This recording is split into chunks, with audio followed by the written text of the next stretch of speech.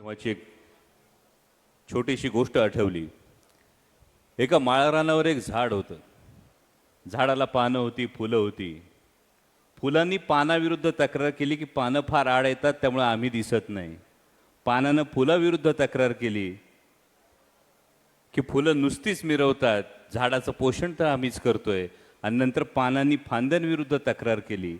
फुलांची पानाविरुद्ध, पानाची फांद्याविरुद्ध, फांद्यांची फुलाविरुद्ध तक्रार सुरू असताना वरून उडणाऱ्या पाखरांनी बघितलं आणि पाखरांनी सगळ्यांना एकदाच विचारलं, अरे बाबांनो, ज्याच्या जीवावर उभा आहात ते खोड अजूनही मुळाशी, विचारधारेच्या मुळांना तग धरून उभं आहे आणि म्हणून तुम्ही सगळे आहात.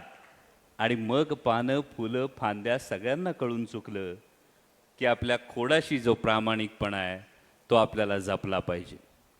सुरुवातीला अध्यक्षांनी जी खंत बोलून दाखवली, तुमच्या प्रत्येकाच्या जखमा आहेत आणि त्या असणार आहेत. म्हणजे अध्यक्षांच्या असतील, राहुल दादांच्या असतील, सुलक्षणाताईंच्या असतील. तुम्ही विधानसभा निवडणुका लढवल्या, त्या निवडणुका लढवत असताना तुम्हाला कशातून सामोरं जावं लागलंय हे त्याच्या 6 महिन्याआधी मी लोकसभेला अनुभवलेलं आहे. पण एक सोपं गणित काय असतं, म्हणजे कलाकार म्हणून जेव्हा आम्ही काम करतो तेव्हा एक फार सोपं गणित असतं की छत्रपती शिवाजी महाराजांची शिकवण होती, कालच्या पुण्याईवर रायगडावर आजचा दिवस उगवत नव्हता. आणि त्या पद्धतीने मागची पाटी जर पुसली नाही तर नव्यानं पाटीवर लिहिता येत नाही, हे वास्तव आहे.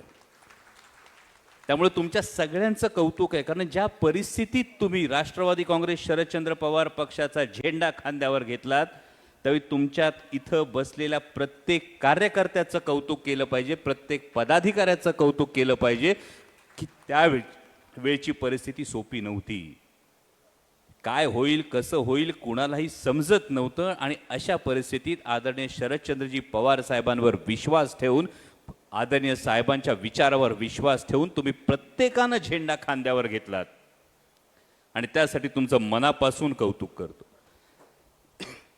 मगाशी कोणीतरी इच्छा व्यक्त केली, बहुतेक तायडे साहेब म्हणाले की कार्यकारिणी ही बदलली पाहिजे. अध्यक्षांनी सांगितलं ही संपूर्ण कार्यकारिणी बदलली पाहिजे.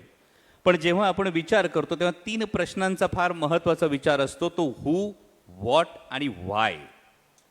म्हणजे कोण, काय म्हणजे काय केलं पाहिजे, आणि तिसरा महत्त्वाचा मुद्दा आहे तो कशासाठी केलं पाहिजे.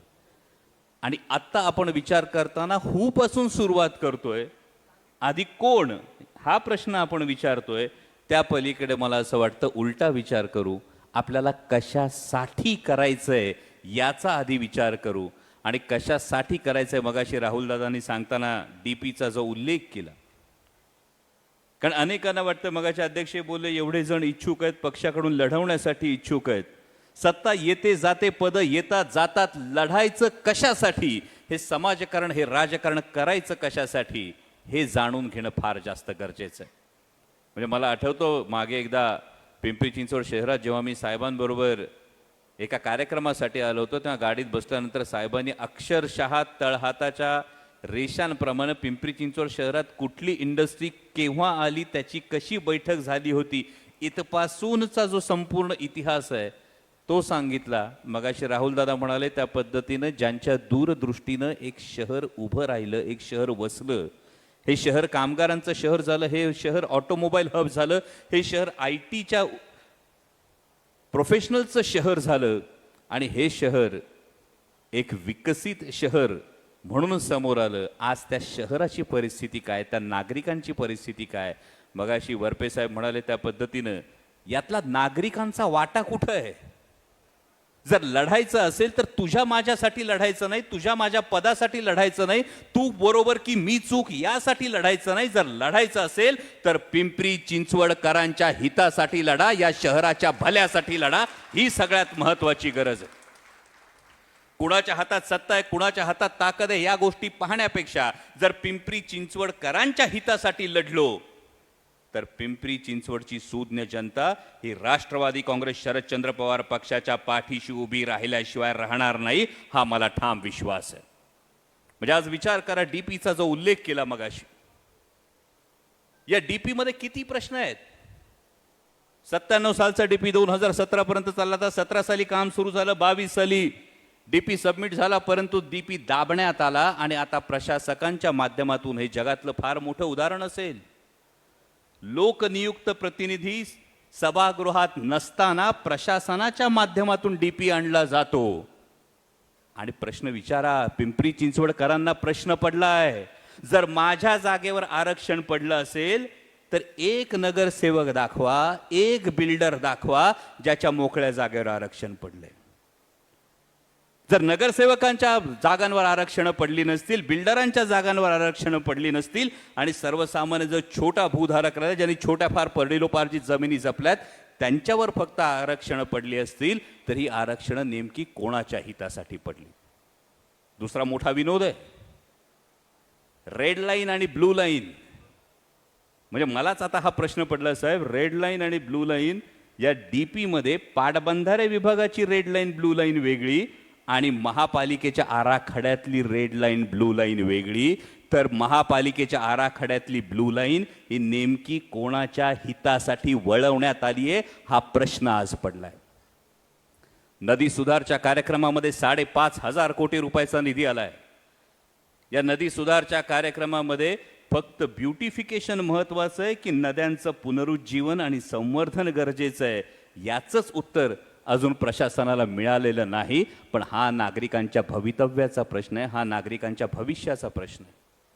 स्मार्ट सिटीमध्ये 1,500 कोटी रुपयाचा निधी आला, 3 वर्ष 500 कोटी रुपयाचा निधी आला.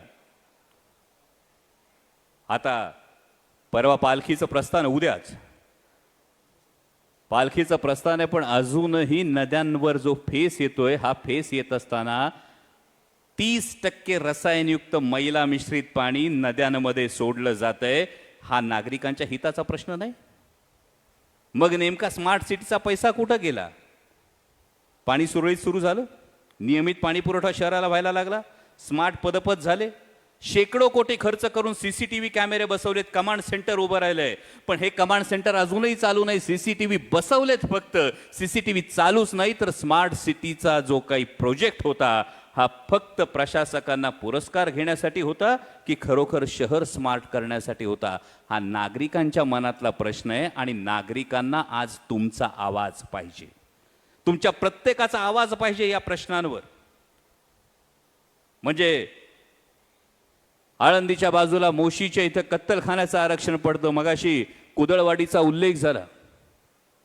कुदळवाडीच्या कारवाईमध्ये तब्बल 1000 एकरावर बुलडोझर फिरवण्यात आला, सांगण्यात आलं बांगलादेशी रोहिंग्यांसाठी. पोलीस अधिकारी इथे उपस्थित आहेत. साहेब, कधीतरी सांगा किती बांगलादेशी किती रोहिंगे सापडले? अख्ख्या कारवाईत किती बांगलादेशी आणि किती रोहिंगे सापडले, ज्यासाठी प्रशासनानं 1000 एकरावर बुलडोझर चालवला?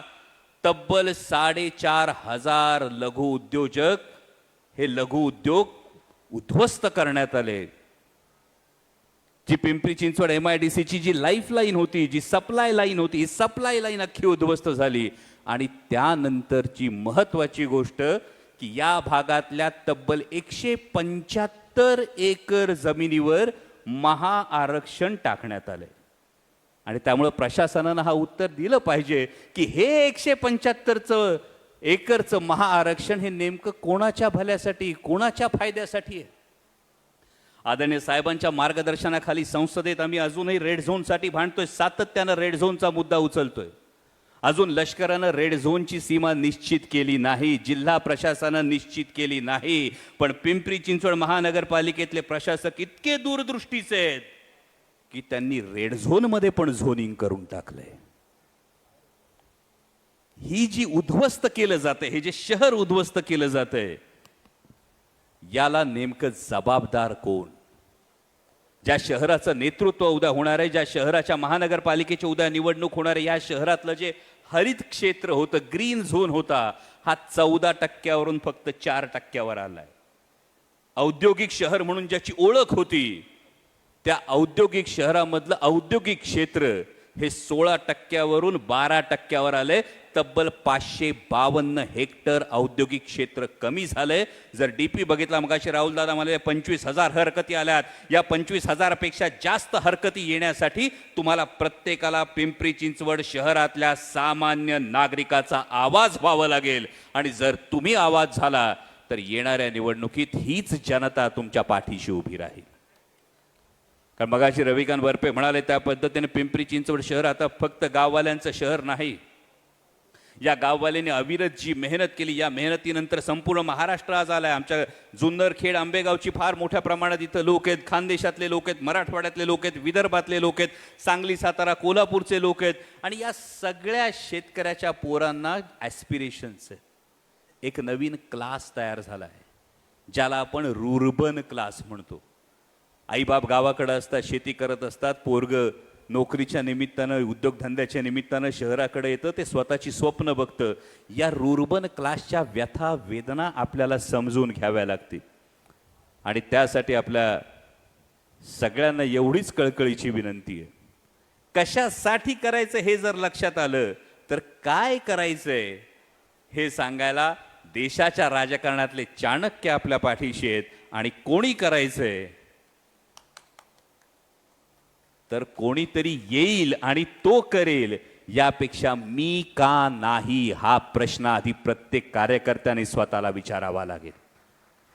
कारण मी का नाही हा जर प्रश्न विचारला, मगाशी मी स्टेजवर बघत होतो, इतके उत्तम वक्ते आहेत अध्यक्ष तुमच्याकडे. विक्रांतजी, मी मनापासून कौतुक करतो तुमचं, तुम्ही हा इनिशिएटिव्ह घेतलात त्याबद्दल. पण इतके उत्तम वक्ते, तेव्हा बसल्या बसल्या मी हाच विचार करत होतो की यातला प्रत्येक वक्ता हा व्यासपीठावर जितक्या तडफेनं, जितक्या प्रभावीपणे बोलतो, तितकाच प्रत्येक वक्ता हा वेगवेगळ्या प्रभागात सुद्धा बोलायला लागला तर नागरिकांच्या प्रत्येक प्रश्नालाही वाचा फुटेल. आणि जे सत्ताधिकारी मगाशी वरपे साहेबांनी सांगितलं त्या पद्धतीनं माझा वाटा, माझा वाटा, माझा वाटा याच्यामध्येच गुंतलेले आहेत, त्यांना कुठेतरी चाप हा नक्की लागेल. सरते शेवटी एवढंच सांगतो की शेतकऱ्यानं कष्टानं, दूरदृष्टीनं शेत कसलं होतं, पेरणी केली होती, पीक तरारून वर आलं होतं, ज्याचा उल्लेख मगाशी राहुलदादांनी केला. त्या शेतकऱ्याचं नाव आदरणीय शरदचंद्रजी पवार. आणि मात्र पिकाला आत्ताच्या काळात स्वार्थीची वाळवी लागली आहे. ही स्वार्थाची वाळवी जर झटकायची असेल तर तुमच्या माझ्यापैकी प्रत्येकाला अंग झटकून काम करावं लागेल. तुम्ही सगळ्यांनी अपेक्षा व्यक्त केली, मी वेळ द्यायला पाहिजे. 18, 19, 20 तारखेला दिल्लीमध्ये संसदीय कमिटीच्या बैठका आहेत. त्यानंतर साहेबांच्या समोर मी तुम्हाला शब्द देतो की दर आठवड्याला एक दिवस मी पिंपरी चिंचवड शहरासाठी उपलब्ध असेल. हा मी तुम्हाला शब्द देतो.